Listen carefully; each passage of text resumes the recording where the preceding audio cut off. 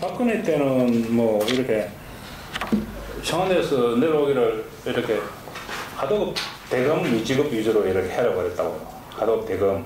그럼 하도급 대검을 못 주는데, 근데 하도급 대검을 못 주는데 어디냐면, 뭐 이렇게 밴드를 지금 2차 밴드 이런 데라고. 뭐 그냥 완성차나 삼성전자나 현대차인데 대검은 총알까지 그날 탁 줍니다. 문제는 엄청 강단 거죠. 강단 거죠. 그럼 문제는 이제 많이 박는 위에 이게 문제거든요. 맨 위에서 착착 내려가니까. 근데 청와대에서 대검 미지급을 위주로 단속해라면 위에는 하지 말라는 거예요.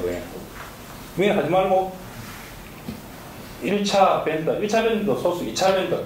2차 밴드는 원삽자 아니거든요. 그거는 하도급 조사는 기본적으로 원삽자를 조사한 거니까 하도급 삽자는 그거는 2차 밴드는 하도급 봐야 된다고. 물론 2차 밴드 밑에 3차 밴드 있지만은 그렇다고 해서 2차 밴드를 원삽자로 볼 수 없다고요. 워낙 영시하니까. 근데 그거까지 이제 원삽자 봐가지고 조사를 그거예요. 이제 그 말 자체가.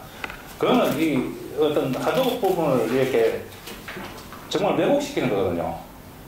가장 잘못하는데, 가장 큰 데를 쳐야 되는데, 가장 약한데, 정말 원삽자로 볼 수 없는데, 그걸 하도급 조사한다. 이게 말이 안 되는 거죠.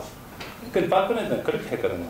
그런 것이 그런 내풍이 흔들리지 않고, 공정이나 독자적으로 이렇게 정말 할 수 있도록, 그렇게 이제, 돼야 된다는 거죠. 네, 그러면 이제 4페이지를 넘어가지고요. 그럼 우리 이제 흔히 원사업자들 이제 흔히 대기업, 주로는 대기업이죠. 재벌 그룹 대기업들이 이제 어떻게 이제 어떤 하면서 이제 수급 사업에 착취하냐, 이제 그런 이제 행태들이 적혀 있습니다.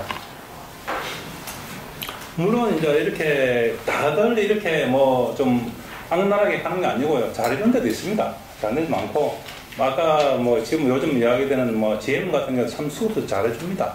잘해주고, 그런데 이제 이렇게 또 이제 좀 악질적한 데도 좀 많죠.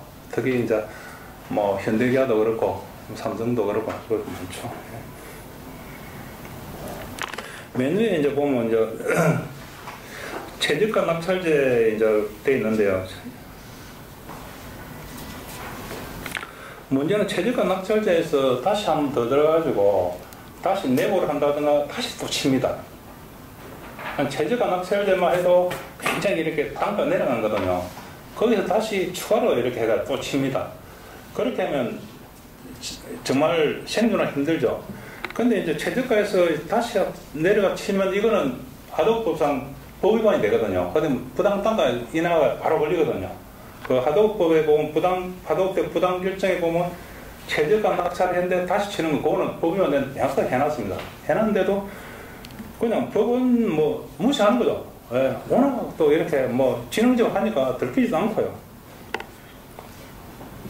죄송한데 법적으로 불법입니까? 그러니까 그렇죠. 초기에 가격 설정되는 가격에서 이런 분기별로 가격이 내고된다든가 이렇게 최저가. 그러니까 최저가를 낙찰하고 나서 네. 한 업체가 낙찰을 받았다고 하고 네. 그 업체가 다시 그 뒤에 계속 뭐 공고를 할 거냐, 부수라든가 아니면 뭐 이거 그 단계에서 이제 그 단계에서 최저가 낙찰 단계에서 추가적인 가격 인하는 안 된다는. 그러니까 가격이 뭐 정기적으로 가격 인하를 시킨다든가 이런 부분은 법적으로 수축되는 건 아니죠. 그 부분은 이제 조금 이렇게 종합적으로 이렇게 들어가야 되거든요. 흔히 부당 단가 인하라는 게 흔히 뭐 3%, 4% 인하했다 단순히 그것만 가지고 되게 힘들고, 다른 흔히 플러스 알파 막 그렇게 해가지고 3% 그렇게 내려가다가 그 기업이 이제 가령 뭐 이렇게 정말 이렇게 뭐 도산에 뭐 지금까지 갔다든지 그런 이제 플러스 알파 있으면 그거를 이제 법위반을 하죠. 하나 팩트 하나만 가지고 하는 게 아니고 여러 가지 팩트를 모아가지고 모자이크를 하는 거죠. 이렇게 모아가지고 그렇게 법위반을 하죠. 예. 인과관계가 성립돼야지 법위반이라는. 여러 가지 팩트를 여러 가지 모아는 거죠. 진짜 여러 가지. 흔히 말하는 뭐 3%이나 5%이나 했다는 거, 그다음 이 기업이 이 하도업체가 도산까지 갔다는 거, 이런 걸 몇 개를 모아면 그러면 법은 결국 상식이거든요.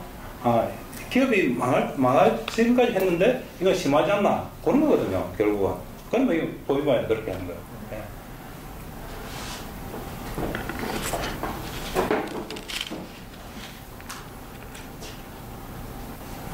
그 밑에도 마찬가지고 2회 이상 반복한 이것도 결국은 이제 이렇게 그 체질까지 다시 치는 거거든요.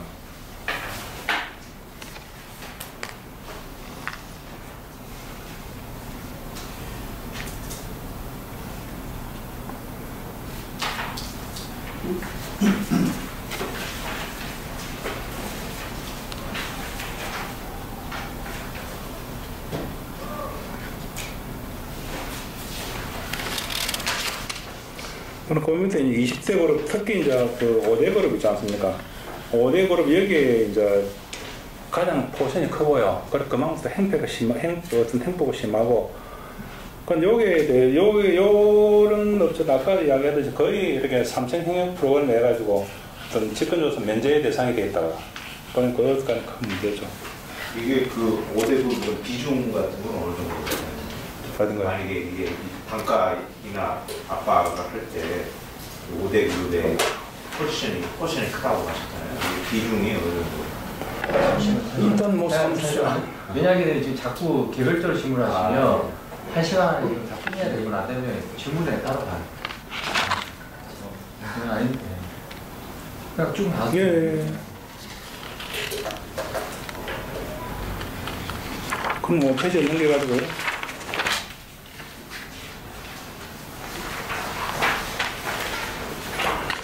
요 이제 메뉴에 보면 하도급체 부가세 발생에 배출달해서 시설 합리화, 품질 장사 이런 거 할 수 있거든요. 근데 지금은 보면 자동차 업종 같은 1차 밴드가 한 2 내지 3% 영업이익률 그렇게 이제 신대기가 보장해 주거든요. 그 정도 해가지고 단가를 책정한다고요. 그럼 그거 되면 거기서 2차 밴드 넘어가면 내려가면 더 심하죠. 더 빡하죠. 1, 2% 이렇게밖에 안 되죠.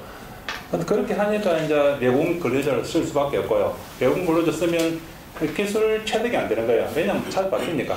한 곳에서 오래 있고 해야 이렇게 기술 이렇게 습득이 되고 그런 기술 개발이 되는데 그게 안 되니까 결국은 이제 이 산업의 공동으로 가는 거죠. 지금 이제 하도급 이 행태가요. 그럼 그 밑에 이제 대중소기업 상생 협력은 허울뿐이다. 가까이 재용 추진과 날로 심화된다. 그러니까 이제 이렇게 그냥 3차 협력 프로그램이 이렇게 해도 그 보목대에서 어떤 기업들이 장난치는 거지. 정말 그 실질적으로 상생 협력을 안 한다는 거예요, 진짜. 왜냐면 이거는 수급사업자가 그대로 의견을 적은 거거든요. 수급사업자는. 그러니까 그냥 헐뿐이에요. 헐만 이제 뭐 상생 협력안이 이렇게 해가지고 조사 면주하고 이러지. 실질적으로 뭐 옛날처럼 다 단가 치고 그렇게 하는 거예요. 그래서 밑에 대기업은 동일설로 무기로 모든 절차를 합법한다 이게 돼 있거든요. 그건 흔히 말하는 합의서죠, 그죠? 합의서인데 옛날에 이제 그 그룹이 있었는데 이제 이게 그때 달러가 약세였어요. 달러에. 그건 하도급체들이 하도급 때문에 달러로 다들 지금 받고 싶을 리가 막마지 않습니까? 아니, 무역업체다, 수출업체다 이거죠. 그래도 달러가 약세인데. 그러니까 그걸 하도급 대금을 달러 주는 거예요. 원화로 주는 게 아니고. 그러면 이게 100원 받을 걸, 원화로 지금 100원 받을 걸 90원밖에 안 되는 거예요. 달러 약세니까. 그러니까 이 달러를 바꿔 지급을 하면서 실질적으로 가맹을 노리는 거예요, 이제 이 그룹이 가맹을 노리는 거예요. 10원을 그냥 깎아서 자기들 먹는 거예요. 그 조사를 나갔는데, 이 합의서. 이 하도업체는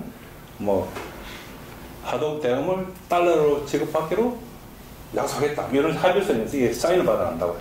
그런 걸 이야기하는 건 여기.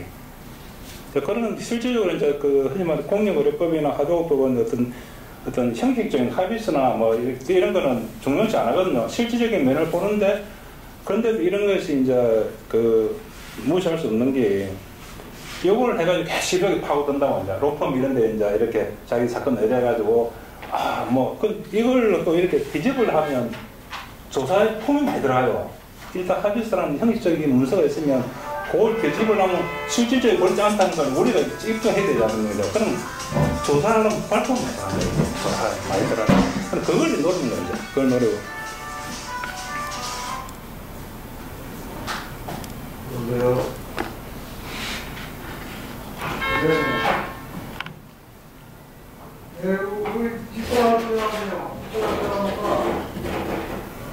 그런데 사전 통보 없이 거래를 중단하라는 거래선 변경시키고 이제 단가 이상 요청을 하면 이제 중국선 동남아선 돌린다 하는데 되는데 물론 이제 돌리는 것도 여러 한계가 있죠. 왜냐하면 부품이 이제 조달이라는 시간 거기 있는데 또 실제로 또 많이 돌리고요. 그리고 이제 이보다 더 문제는 뭐냐면 이렇게 단가를 중국산 단가를 보여주면서 너가 이 단가에 맞추라 그런다고. 너가 뭐 이 단가 맞추면 거래 끊겠다 이렇게 해버린다고. 그런 경우가 많아요.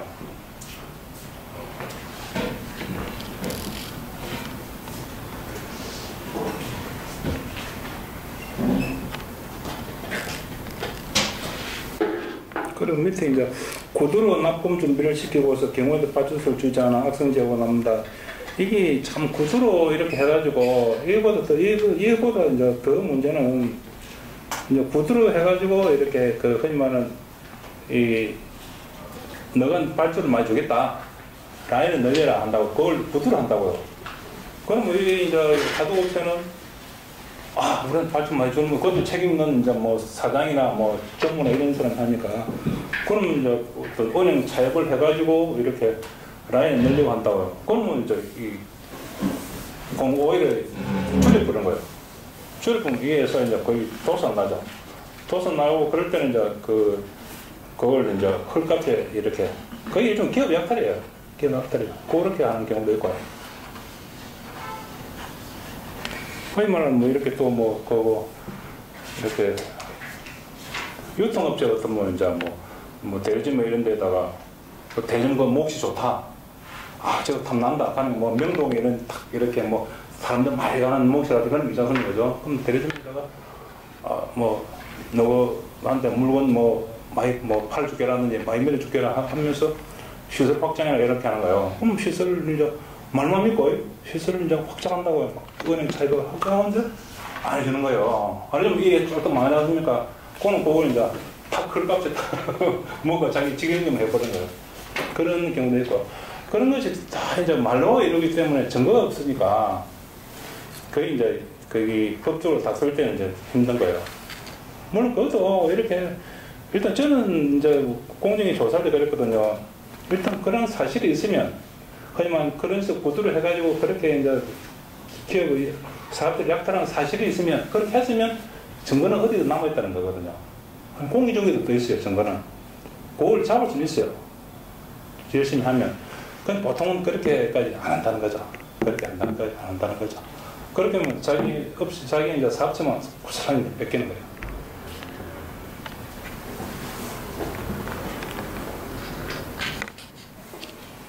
그 다음에 자동차 업종의 하도급 관련 불만사항인데요.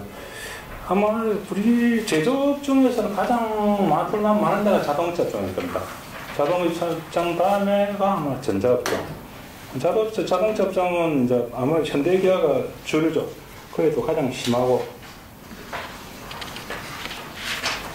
CR이라고 되어 있는 CR을 이제 이렇게 코스트 리덕션 해가지고 단가 인하를 CR을 하거든요.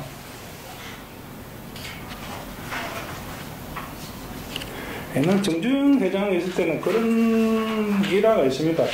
이렇게 노조가 이제 현대차 노조 파업해가지고 이제 파업하고 웅성웅성하니까 이제 부방 회장이 왜 저러나 하니까 노조에 임금 인상 해달라고 합니다. 올려줘. 임금 올려줘. 그 다음에 단가 깎아요. 그 학습이, 그 어떤 관습이 지금까지도 이렇게 되고 오는 것 같아요. 지금까지도.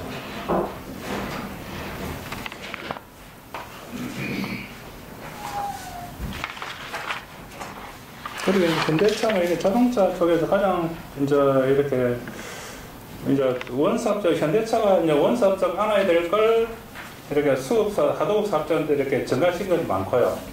이렇게 이 단가 인하뿐만이 아니고, 가령 이제 뭐 흔히 말하는 그 파레트 있잖아요. 파레트. 그리고 이렇게 부품을 갖다 이렇게 이제 실어나르는 상자가 큰 파레트인데 팔레트 그것도 이렇게 요즘 보면 거의 자동으로 그 라인을 가야 되기 때문에 그 라인이 바뀌면 팔레트 모양이 바뀌거든요.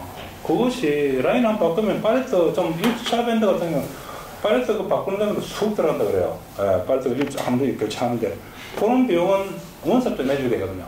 왜냐면 원섭도 자기가 편리하도록 자동화 라인을 하고 했으니까 원섭도 부담해야 되는, 현대차 부담해야 되는데 그걸 다 밑에서 부담시킨다. 그러니까 이제 이렇게 단가 인하뿐만이 아니고 그런 부분까지 부담하니까 힘든 거예요.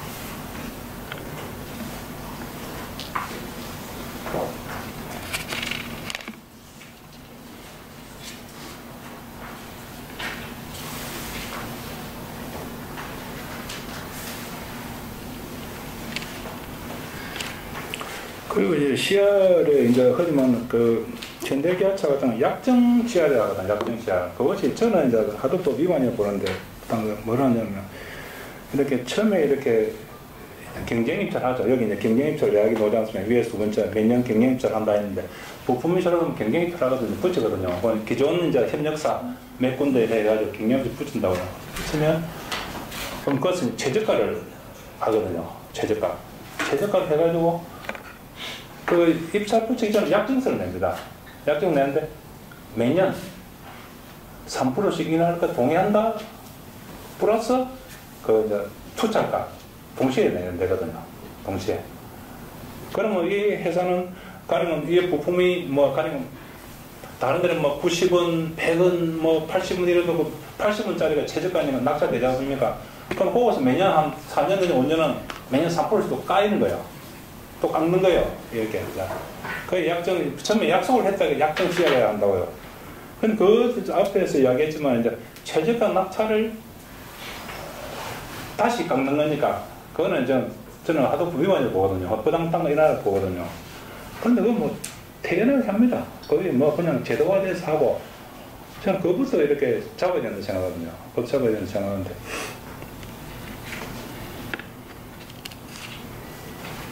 그럼 자기들은 현대차 자기들은 최저가 낙찰을 안 합니다. 자기들도 문제는 아니까 그건 문제가 된다는 거 아니까 최저가 낙찰을 안 하고 평균 낙찰가로 취한다고 합니다. 그럼 중간 정도 최저가 낙찰 80원, 80원이 아니고 80원, 90원, 100원 세 개에서 고르게 투자를 했으면 90원 중간에 평균 그죠? 그 평균이잖아요. 가운데 이제 90원짜리를 자기들 한다 그렇게 이야기하는데 실제는 다 최저가입니다. 최저가입니다. 그러니까 문제가 있는 거죠.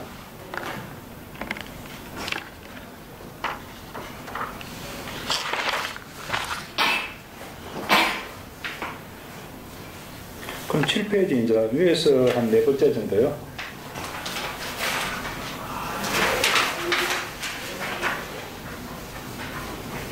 여기 이제 그 약정 CR이거든요. 이제 영영이 이제 현대자동차거든요. 1차 밴드에서 5% 시약을 하고, 그럼 1차 밴드도 2차 밴드에 또 그렇게 내려간다고. 여기 이제 매년 내려가는 거예요, 매년. 왜냐면 약속을 했으니까. 약정을 했으니까. 매년 이렇게 그 시약을 하기로 약정을 했으니까, 해마다 이제 3%씩 내려가는 거예요.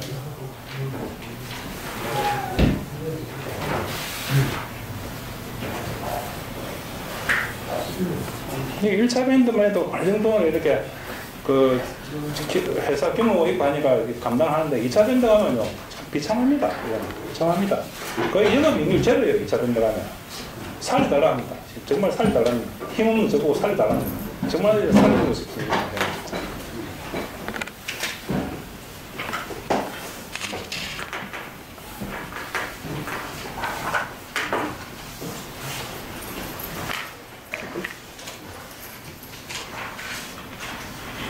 그럼 이제 원사업자들이 그 밑에 보면 원사업자 1년에 한 번 수호사업자들 정기 점검할 때 맞지 않습니까? 정기 점검하면 거기 이제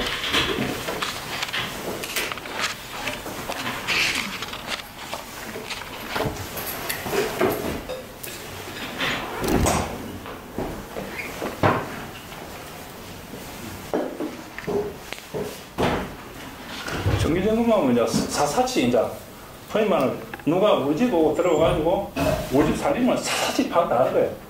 솔직히 경영권 침해거든요. 그거는 경영 침해거든요. 실제로 다 그렇게 한다. 그렇게 자기 이렇게 체크리스트가 있습니다. 뭐 청결 정도 어쩌고 체크리스트 해가지고 그렇게 관리합니다. 그러니까 뭐 하도급 사업자는 그냥 모든 노출 다 되는 거예요. 모든 노출 다 되는 거예요.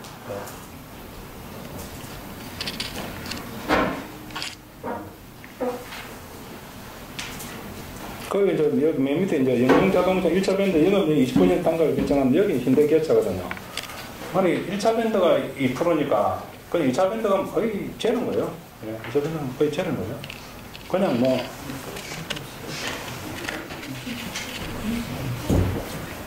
뭐 저는 사고를 안 해봤지만 뭐 사고를 그만두는 것도 참 힘들다고 하더라고요. 참 걸린 게 있으니까 적자가 되더라도 그만둘 수 없는 거예요. 이제 친척 돈까지 끌어가지고 이제 막 하고 있는 그런 경우도 있고요. 맨 밑에 얘가 이제 여기 이제 그 GM으로 바꾼 사례거든요. GM으로. 한 회사가 한 1차 밴드인데 독일계 회사였어요. 인천에 독일계 회사인데 맨 처음에 이렇게 현대차하고 내고를 좀 잘못했답니다. 해가지고 단가 내고를 좀 잘못해가지고 그 잘못했으면 그 시정을 해줘야죠 뒤에. 맨 처음에 단가 그대로 하니까 자본 잠식에 들어가는 거예요. 이 회사가. 이게 독일계 회사예요. 맨 마지막에 독일계 회사. 그래 도저히 안 돼가지고 이제 그래서 지형을 바꿨어요. 여기 사장이 참 젊어 보이는데 진짜 표현을 이렇게 합시다.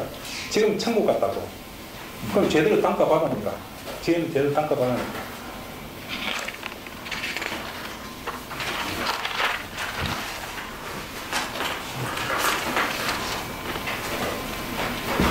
그 8페이지 중간 위에서 이제 한 몇째 번째 약정시가 나오죠.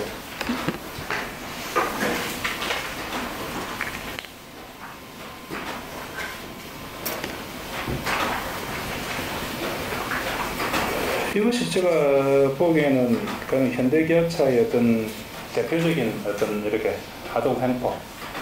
매년 이렇게 낙찰 최저가에서 계속 3%까지가 뭐 3년, 4년 까니까 힘들죠. 최저가 자체를 계속 유지하더라도 힘든데 물가가 오르지 않습니까? 임금도 오르고 뭐 전기세 오르고 전기가 오르고 다 오르지 않습니까? 오르니까 그대로 하더라도 맨 처음에 단가 최저가 그대로 하도 힘든데 계속 깎는 거예요. 이제 한쪽은 올라가는데 비용은 자꾸 올라가는데 이게 뭐 자꾸 깎는 거예요. 이제 이러면 힘들죠.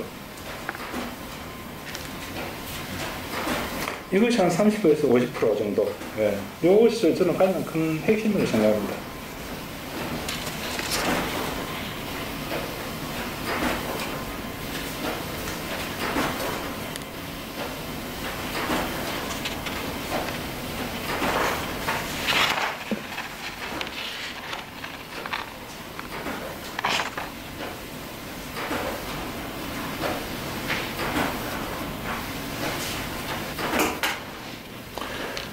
그 밑에 이제 전자 IT 업종 되어 있는데요. 전자도 참 심합니다.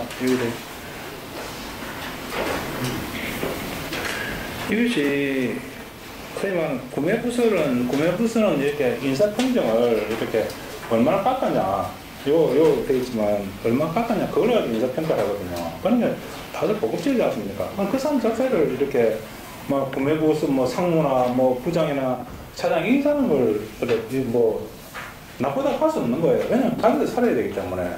자기들도 거기서 계속 공부받고 살아야 애들 학교도 보내고 뭐 외식도 하고 할 거 아니면 그죠. 잘리면 찍어야 되지 않습니까? 그럼 안 잘리면 계속 갚아야 되는 거예요. 예, 계속 갚아야 되는 거예요. 저도 삼성전자도 5개 사업 쓰거든요. 반도체, 가전, 그 다음에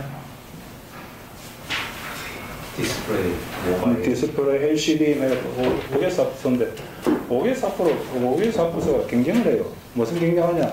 단가 먹는 경쟁한다고. 그럼 결국은 뭐 삼성의 경쟁력이라면 저거 보면은 거의 단가 단가에 어떤 약간 제품 이렇게 가격 좀 다른 데도 좀 싸게 하고 뭐 현대차도 마찬가지지만 그 어떤 이렇게 그 저가격 정책, 판매 정책 자체가 저가격 정책인 것들 그런 게 그렇게 각죠.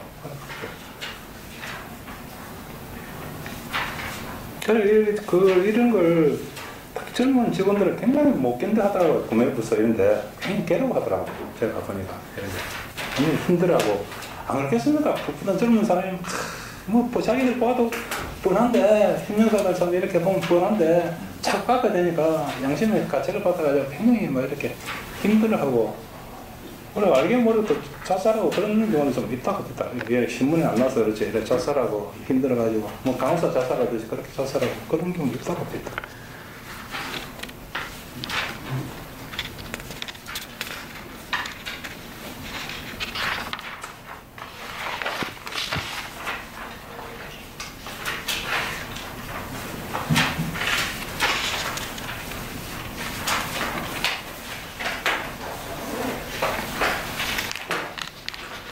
회사입체들도 그 심하고요. 회사입체도 심하고.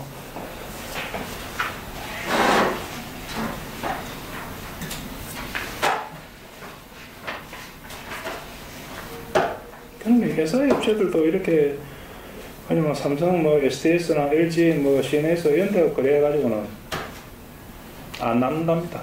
안 남고 해가지고 좀 거래하다가 좀 거래하면서 어느 정도 이렇게 좀 자기 회사 이미지 좀 높이고 그다음에 약간 제품에 좀 경쟁력 있고 하면 납품 안 한답니다. 납품 안 하고 다른 독자 생존 전략 그렇게 하면 좀 회사가 좀 커져간답니다. 같이 거래해 가지고는 그 자리에 내놨는데 워낙 깎으니까.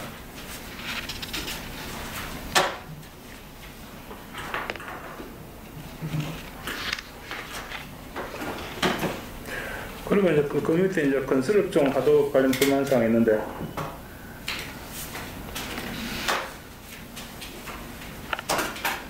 기본적으로 건설도 최저가를 해가지고 힘들고요. 최저가 납찰도 힘들고 그 다음에 건설 이런 데는 또 보면 이렇게 굉장히 장난을 많이 칩니다. 도문사업자들이 이렇게 그냥 신용사도 이렇게 거의 로펌이나 그 다음에 자기 이제 그 자체 이제 법무실 도움을 받아가지고 계약서를 이렇게 이상하게 꽉 씁니다. 꽉 써가지고 그냥 쓰리쿠션 기법을 해가지고 언뜻 볼 때도 별거 아닌 건데 거기 뒤로 돌아가지고 이렇게 대금을 제대로 못 받게 된다든지 하여튼 그런 식으로 이렇게 많이 합니다. 그건 이제 하도법에서는 이제 탈법 행위가 그러거든요. 법을 우회해가지고 이제 법을 위반하는 탈법 행위가 그러는데 그것도 이렇게 제대로 이렇게 이 포인트 잡아가지고 조사하고 그렇게 또 잘 안 합니다. 잘 안 되고 거기 지금별로 이렇게 조사관별로 이렇게 굉장히 편차가 많습니다. 이렇게 정말 어떤 사건이 누구한테 어디 배당되느냐 거기 따라가지고 그냥 거의 180도 달라질 수 있고 그러거든요. 그러니까 그렇게 포함하면 그걸 갖다가 풀을 해주는 사람이 많지 않아요. 그런 게 오는 거예요. 오는 거예요. 그러니까 어떤 경우에 보면 이제 이렇게 가령 시행사가 현대건설이다. 그럼 거기 공사가 끝나고 보니까 그 현대건설에 하도 받은 사람 그 회사를 거기다 부도나 보는 거예요. 그거 왜 그렇겠습니까? 그 뒤통수 맞은 거예요. 이렇게 뽑아가지고 계약서를 뽑아가고 그 다음에 이제 이렇게 현장 설명하고 이렇게 할 때 계약서를 뽑는 방법도 있고 그 다음에 현장 설명하고 이럴 때 서면을 안 주는 거예요. 서면을 안 주고 이제 현장 설명서 해가지고 이제 흔히 현설이라고 하죠. 저희가 현설이라고 하는데 현설은 서면을 안 주고 그냥 말로서 하는 거예요. 말로서가 나중에 설명할 때는 현장 설명할 때 말로 하는 건 다르게 보는 거예요. 다르게 보는 거예요. 그러면 꼼짝없이 이제 뒤통수 맞는 거죠. 계약서에.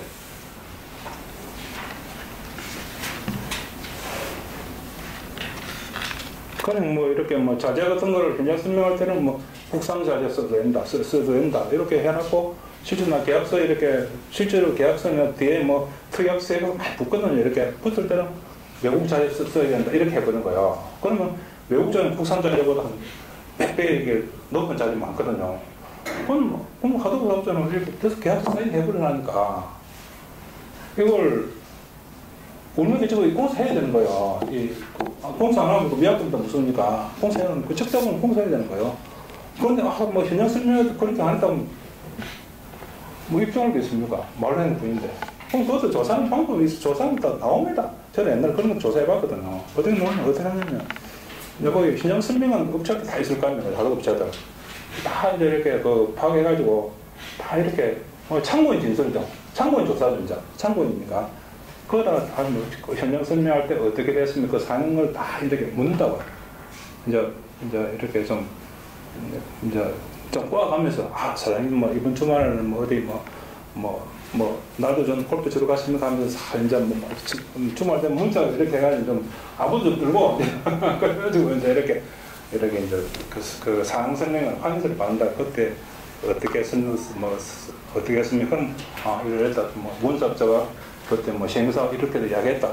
그럼 거기 참고 총 거기 5개 업체다 왔다. 5개 업체. 그럼 3개 업체 정도만 그렇게 진술을 해주면 그건 증거가 되거든요.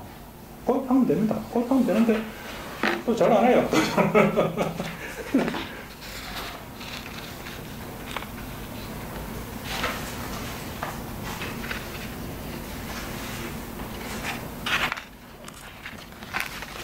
그 다음에 요거는 이제 앞으로 이제 이 문제점은 이랬고요. 그럼 앞으로 이제 1페이지에 돌아가가지고 딱 돌아갔어요.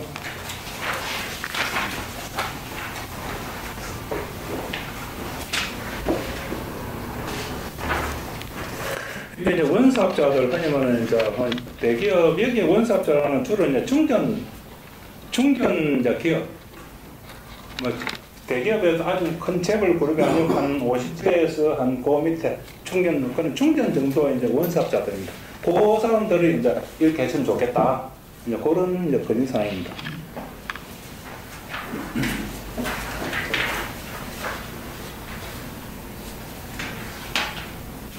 그렇죠. 양 당사자한테 소통의 기회 이런 거는 제가 산을 같은 많이 다니니까 같이 이렇게 등산 같은 거 이렇게 한번 해가지고 같이 산을 이렇게 산행도 하게 하고 그런 거 참 좋다고 생각하거든요. 그러면 서로가 땀을 흘리고 하면서 서로가 이제 서로 애로사항을 이야기할 수 있는 거잖아요. 그죠? 그냥 원사업자 구매 담당은 우리 우리도 너한테 그렇게 해주기 그렇게 하고 싶지 않은데 이렇다든지 그렇게 하면 서로 이렇게 자꾸 이렇게 대화하고 가면 이제 이렇게 보다 관계 좀 부드러워질 거 아닙니까? 그죠? 그렇게 하면 이제 많은 그 큰 모순 같은 거 이제 이렇게 시행될 수도 있고요. 그 안에 여론이 되니까요, 그죠?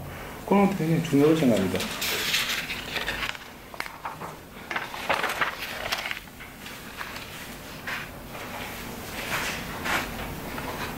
그럼 2페이지 그게 이제 명시상과 수평적 협력 관계를 일하고 있는 사례를 공개 이런 것도 저는 굉장히 중요하다고 생각하거든요. 이런 게 이제 흔히 말하는 이제 일본계 1차 밴더 이런 데나 예전에 저 품위 한 일본계 1차 밴더 가보니까 이 조사하고 공문을 하나 봤는데 뭐냐면 이 1차 밴더가 이제 이제 원사업자가 자기 하도급사한테 보낸 공문인데 공문에다가 단가 인상 요청해라. 물가 이렇게 오르는데 옛날 왜 단가 인상 요청 안 하냐? 그런 공문을 보냅니다. 일본 기업은. 우리는 해마다 깎아 조지는데 그거는 왜 인상 요청 안 하냐? 깎지는 전혀 안 하고 물가 올라서 인상 요청해라. 왜냐면 자기들도 뭐가 이렇게 건수가 있어 올려줄 거 아닙니까? 그죠? 나한테 요청해라 말이야. 그렇게 합니다. 그런 사례들을 이렇게 좀 이렇게 전파하고 언론에도 좀 이렇게 다뤄주고 그렇게 하면 이제 이렇게 다른 데도 조금 이렇게 좀 완화되지 않겠나 그런 생각.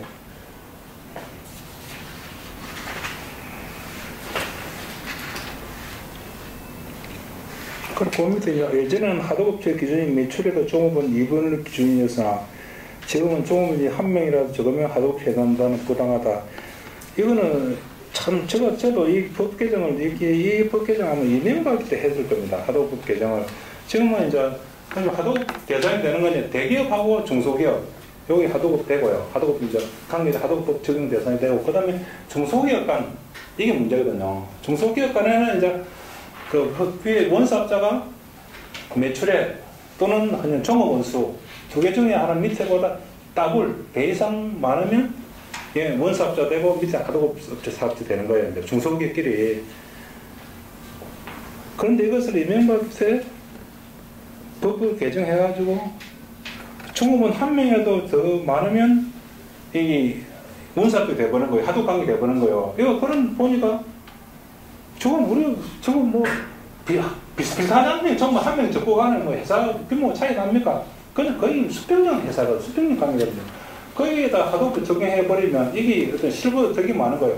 굉장히 이렇게 자기를 좀 관리하기 힘들고요. 거의 관리하기 힘들고. 근데 이것이 왜 이렇게 법이 이렇게 바뀌냐면, 그때 또 이렇게 하지만 이렇게 뭐 하도업체 뭐 이렇게 원사업체 뭐 하지만 대기업들 횡포 심하다 막 그런 게 신문에 많이 떠들어버렸어요. 그럼 그거다가 법을 초점 맞춰야죠, 그죠? 흔히말하는 큰 재벌급 대기업들이 횡포 심하다. 거기 신문에도 많이 돼 있단 말이에요. 신문에 언론 많이 나오고 그랬거든. 그럼 거기다 초점 맞춰가 법을 바꿔야 될 거 아닙니까, 그죠? 왜 아무 문제도 없고 떠들던 이게 중소기업 반하도 여기도 왜 이렇게 더 엄격하게 해버리냐고요, 이게 엄격하게.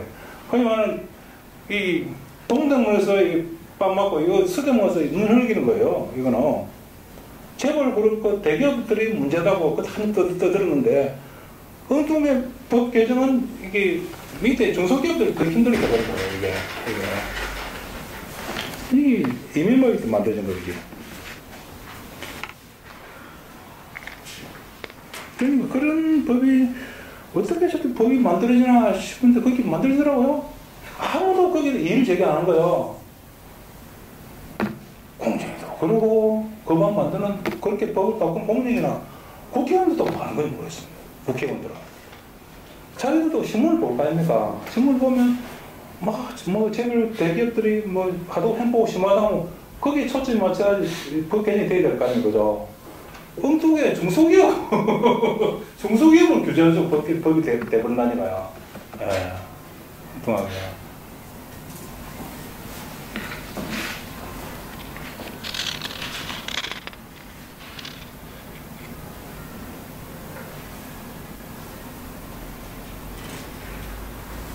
그건 기본적으로 저는 생각할 때 이렇게 요 밑에서 내가 네 번째 있지만 건전한 경제를 상립과 국력 원사업을 위해 상대적 우월한 위치는 대기업에서 우선적으로 해야 되거든요. 그건 거기다 초점 맞춰야 된다. 대기업에서 얘기하도록 이렇게 모든 법이나 정책 그런 걸 초점 맞춰야 된다. 엉뚱하게 중소기업에다 그걸 전가시켜 버린다는 거예요. 책임을 갖다.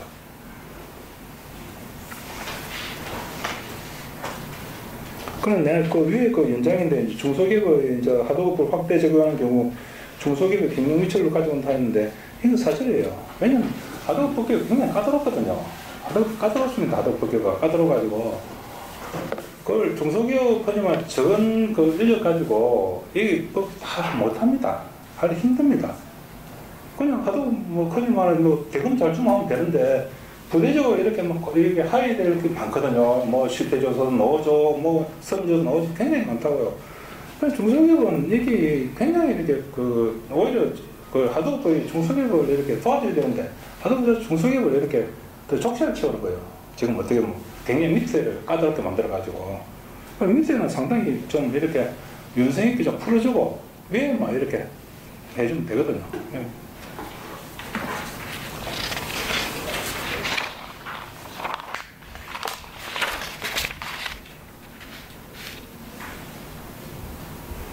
그냥 3페이지 위에 이제 보면 이제 이것을 이제 그런 이제 거의 말하면 이제 중견 내 중소원사업자는 하도급 필요하긴 하나 너무 엄격하게 밑에가 이렇게 하면 좋지 않다는 거죠. 저도 그렇게 생각하고요.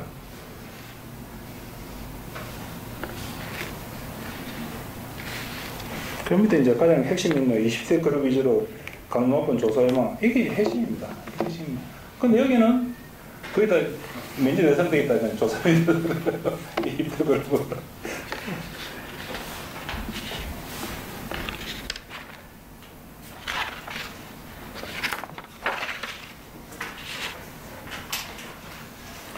근데 그 밑에 원사업자의 하도급 관련 불만사항, 여기 이제 여기에서 원사업자 보면 이제 일정은 이제 이렇게 자동차 이런 데 보면 1차 밴더 보면 돼요. 1차 밴더. 1차 밴더는 보통 다 대기업입니다. 대기업 규모입니다. 현대차 1차 밴더만 한 2, 300개 되거든요. 그 중에 매출이 저된 데도 많습니다. 그건 상당히 대기업입니다. 대기업인데, 현대차나 이런 데 보면 또 이렇게 어려운 위치죠. 굉장히 이렇게 어려운 위치죠. 그 밑에도 보면 또 이렇게 이제 원사업자고 그런데, 근데 여기는 이제 흔히 말하는 하도법 적용되는데, 자기들은 원사업자 되는데 이 사람들은 하도법은 보는 못 보거든요. 현대차에서 보면 실질적으로는 하도업자거든요. 1차 밴더라도 하도업자인데, 그건 현대차의 어떤 모든 행포를 다 받는다고요. 다 받는데 어디 하소연할 데 없는 거예요. 왜냐하면 대기업과 대기업 간에는 하도법 적용 안 되거든요. 대기업 관계는 서로 평등하다, 뭐 상호 이래가지고 하도법 적용 안 되거든요. 그러면 자기들이 현대차가 불만 있으면 뭐 민사나 이렇게 해야 되거든요. 하도법에 이렇게 고소할 수 없고, 그럼 굉장히 불리하죠, 자기들. 그럼 이 이제 1차 밴더 이제 대기업들, 이 이제 대기업들 뿐만은 이제 슈퍼가, 흔히 말하는 이제 삼성전자나 뭐 현대차나 슈퍼갑에 대한 행보를 제어해달라 그런 거죠.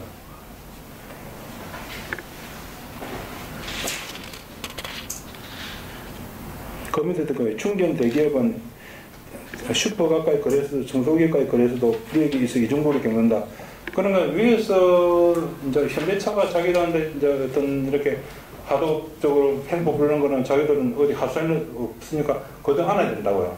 안아야 되는데 밑에는 자기하고 그 밑에는 하도법 적용되니까 그거는 하도법도 다 해줘야 된다고. 그건 받을 거 못 받고 해줘야 될 거 다 해주니까 중간에 끼가지고 이제 이렇게 좀 힘들죠.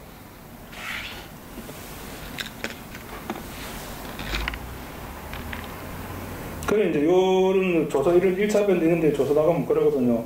억울하다고, 그러거든요. 우리 억울하다고. 그럼, 그럽니다. 안다고, 억울하지 않다고. 그건 할 수 없다고. 할 수 없다고 그러죠.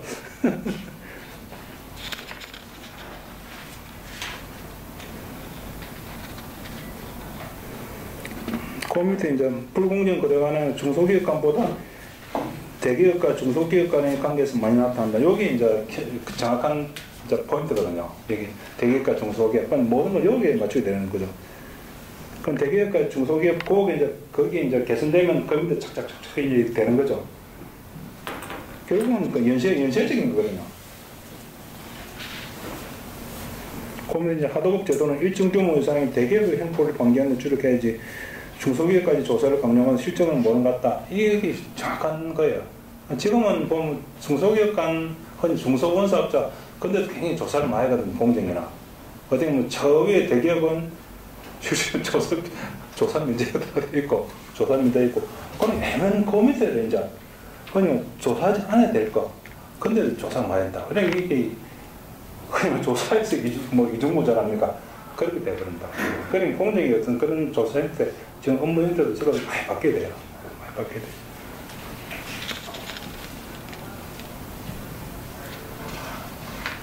그 밑에 중소기업 원사업자는 경영 환경이 워낙 약하며 대기업 원사업자가 개선되면 자동적으로 1차 개선되고 2, 3차 연쇄적으로 되거든요. 이렇게 연쇄적으로. 그러니까 가장 중요한 것은 최고위에 하는 슈퍼가 제대로 하다고 탁 때려버리면 그럼 연쇄적으로 좋아집니다. 그러니까 뭐 이렇게 많은 그 업무 역량이 이런 것을 굉장히 뭐 이렇게 뭐 중소 원사업자 이런 데 이렇게 뭐 확대할 필요 없고요. 그래 해봐야 효과도 없고요. 저는 그 두더지 게임을 하거든요. 저 지금 위에 올라온다. 아무 필요 없어. 그냥 행동만 하더라고요. 그냥 최고의 슈퍼가 탁 쳐버리는 거예요. 탁 쳐가지고 그냥 대대적으로 이렇게 요즘 포렌식 포렌식 조사하거든요. 컴퓨터 쫙 하거든요. 하면 많이 나옵니다. 재미난 거 많이 나옵니다. 그래 하면 충분히 잡을 수 있거든요. 못 잡는 거 다 잡습니다. 그렇게 하면 탁 규정해버리면 밑에 연쇄가 됩니다. 그렇게 하면 솔직히 우리나라 대기업 행포들, 이게 가족 행포들 잡을 수 있습니다. 왜냐면 일본에서 잡았는데. 커뮤니티 사업니까 중소원사업자가 아무리 국가 기술을 지키려 해도 대기업을 그런 위에 슈퍼가의 거래관인 개선되지 않으면 안 된다는 거죠. 자기는 밑에 잘하고 싶어도 위에서 그렇게 안 해주면 자기가 당할 수 없거든요. 아까 좀 일본 대기업 같은 경우는 이제 일본에 있는 모기업도 있고 모기업 지원도 해고 이러니까 자기들을 뭐 이렇게 할 수 있지. 자기도 다 원하거든요. 그러면 위에서 3%씩 일하면 그저 밑으로 3% 내려간다고요.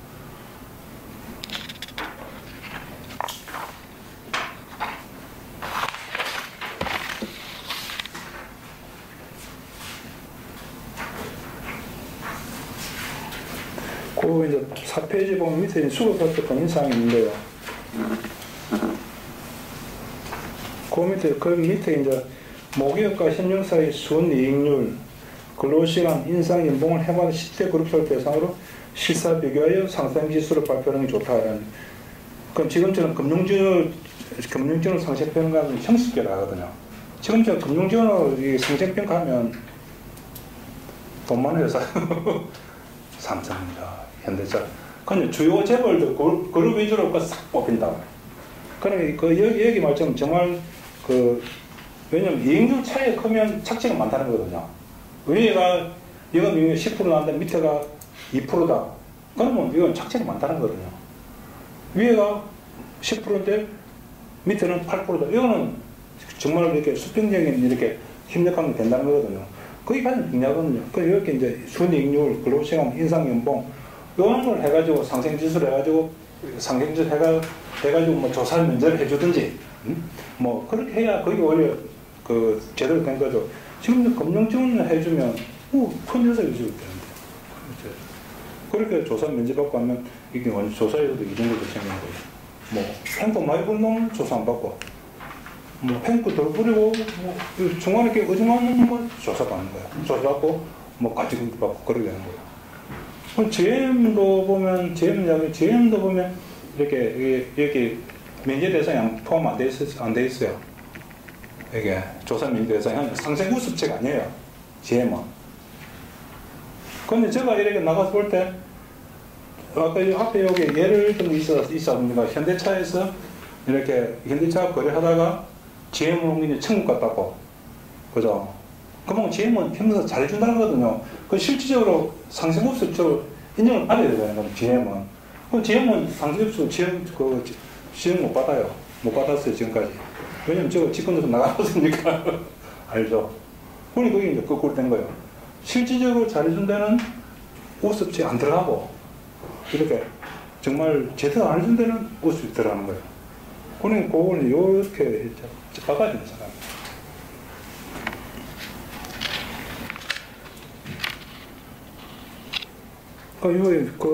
위에서 두 번째, 이거 중요하고요.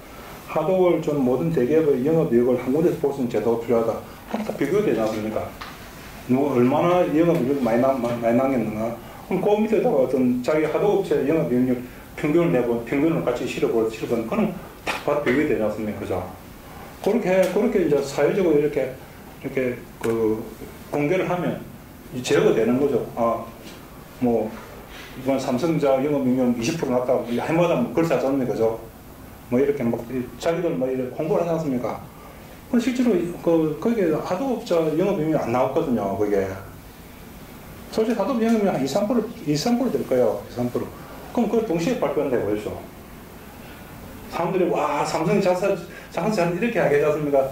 저 새끼 돈놈이 이렇게 된다고요. 그럼 그렇게 이제 제도적으로 그렇게 이제 해주는 거죠. 예, 그렇게 이제 원사업자 영업이익률 하도업 사업자 영업이익률 해가지고 하면 영업이익률 비슷하면 잘해준다거나 역 차이 크면 문제 있는 거구나. 그렇게 사회적으로 여론에 제어되도록 그것도 좋은 방법으로 생각합니다. 일단 뭐 앞에 조요 한 번 다 했습니다. 그래도 이제 좀 이거를 들어가네요. 네, 뒤에 뭐 참고는 이런 거 보시고요. 이런 거 보시면 꽃하고 요건 저거 의류 쪽에 한번 이렇게 하면서 들은 이야기거든요. 제일모자 이런 의류 쪽 한번 조사하면서 이렇게 들은 이야기가 우리나라는春夏秋冬이 있는데 그냥 봄, 여름, 가을, 겨울 옷이 다 필요한데 그럼 옷 시장이 크다는 거예요. 다양하고, 옷 시장에, 의류 시장에. 그런데 왜 니나를지나 이런 세계적 브랜드가 안 나오냐? 세계적 브랜드 나오냐? 그 이유를 가맹어를 이야기하더라고요. 그러니까 자기가 이렇게 우리가 이 브랜드를 론칭을 해가지고 출시를 해가지고 안 되면 우리 망한다. 그런 절박감이 있어야 제대로 만드는 거예요. 옷을 제대로 만들고 뭐 이렇게 만드는데 뭐 하다가 뭐 안 되면 하도 없이 증가시켜버리죠. 이렇게 하는 거예요. 그러니까 이렇게 좀 이렇게 풀린 상태에서 이렇게 하니까 제대로 된 브랜드가 안 나온다는 거죠. 그걸 동대문인 사람들이 그렇게 이야기하더라고요. 예. 그걸 이제 거의 이제 특히 의류 쪽은 이렇게 보면 이렇게 부품이나 뭐 이렇게 뭐 라벨이나 이런 게 다 하도업이지 않습니까? 그죠? 이렇게 뭐 책상 하도업이거든요. 그러니까 이게 딴 일을 걸려면 끝이 없는 거예요. 색깔이 좀 틀리다, 뭐 어쩌다, 그러니까 그럼 그래는 걸 수 있거든요. 부품 하자니까. 해가지고 실제 돈 다 깎아버린 거예요. 그럼 자기들 이렇게 브랜드 출시해가지고 안 됐다, 망했다. 그 밑으로 그러니까 뭐 틀 잡아가지고 깎아버린 거예요. 그럼 자기들 전혀 손해본 게 없는 거예요. 그러니까 절박감을 가지고 브랜드를 론칭 안 한 거예요. 뭐 하다가 안 되면 뭐 밑에 깎아버리시면. 그러니까 우리나라가 이렇게 좀 이렇게 추나추동 이 옷이 다 필요한 이런 좋은 의류 시장의 성장이 좋은 나라에서 브랜드 성장이 좋은 나라에서 세계적인 브랜드 없답니다. 그것이 이제 뭐 의류 산업 스케치고요. 그런 이제 그 흔히 말하는 이제 가장 요즘도 뭐 문제되는 그 이제 기술 탈취.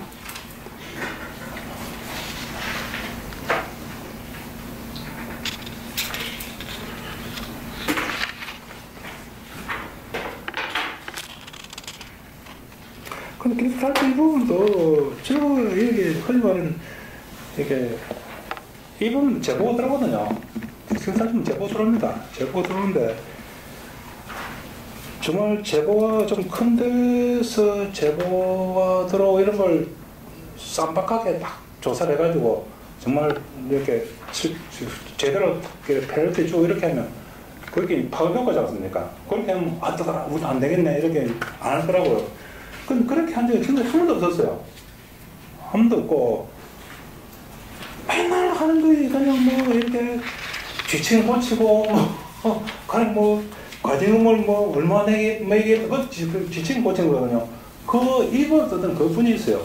지금 기술 탈취가 이게 들어온 지가 공정위에서 거의 하도에 문제돼가지고 이게 한 지가 한 6, 7년 될 거예요. 이제 제조 하도 부분이거든요. 저는 이제 뭐 자동차나 전자 그 부분이니까. 그렇게 하면 그냥 될 건데, 그냥 뭐 기술 탈취가 문제된다고 신문에 떠들고, 뭐 정청을 국회에서 떠들면, 뭐 기술 탈취 관련 뭐 지침이 있어요. 공정에. 지침이 흔히 뭐 법 있고, 시행령 있고, 그것이 지침이지 않습니까? 지침이 있어요. 그 지침만 이제 강하게 고친 거요. 강하게 고쳐가지고, 뭐, 전에 같은 거 뭐, 과징금을 3%, 뭐, 5% 매긴다, 이런 식으로. 그럼 해가지고, 이게, 발표하고, 언론플레이 하고, 그것서 끝나는 거예요. 그럼, 대기업도 다 알죠? 이제, 그 속내, 그걸 이제 알죠? 그럼 그냥, 우리 행사네? 뭐, 이렇게 넘어가고, 전혀 이렇게, 자기들 이렇게, 생태를 시장하려고 생각을 안 한다고요. 왜냐면, 제대로 된 메시지를 준 적이 없으니까. 제대로 된 메시지는 분명하거든요. 나쁘게 한 놈. 제대로 제재해버리면 그게 제대로 된 메시지라고. 그렇게 해야 되는데, 그거는 지금까지 한 번도 없었어요. 제가 생각해요. 한 번도 없었어요. 근데 이번에도 참여정부 들어온 때도 2달 전인가 뭐 10배를 뭐 하겠다든지, 기술 탈취한 금액의 10배를 손해배상 인정해 주다니, 똑같은 거예요. 그래 봐요. 똑같지 안 합니다. 왜냐면, 안 잡히는데. 뭐 사유시킨다고 뭐 합니까? 안 잡히는데. 잡힐 경우는 안 그렇습니다. 그죠? 그런 거 저거 좀 그렇게 필요 없고요. 법이 강하다 해가지고 법이 지키지는 아니거든요. 법이 강하다 해가지고. 내가 들킬 확률, 거기에 해가지고 법이 지켜지는 거라고요. 그 옛날 중시회 때 뭐 형법법 그런 말 나거든요. 중시회 때 이렇게 하면 규문 형법 해가지고, 아니 도둑질하면 손목자를 걸렸지 않습니까? 중시회 때는. 손미치기 하는 거 이런 게 손목자를 하거든요. 그 형집행 현장에서, 손목자는 그 현장에서 소면체리한 놈 있지 않습니까? 그게 왜냐, 나는 안 잡힌다 생각하니까 그런 거예요. 그럼 법이 강하다 해가지고 지키지는 거 아니에요. 정말 그 지키시는 보면 내가 이런 짓 하면 언제든 들킬 수 있다. 잡힐 수 있다. 그런 이제 생각이 있어야 또. 원래. 그런 데면서 보면 참, 뭐 정치권도 참 뭐 잘 모른다고 하지만 저는 공무원도 참 문제 많아요. 공무원도 문제 많아요. 제대로 이렇게 대응을 안 하니까. 대응을 안 하니까. 끝이니까요. 네, 알겠습니다.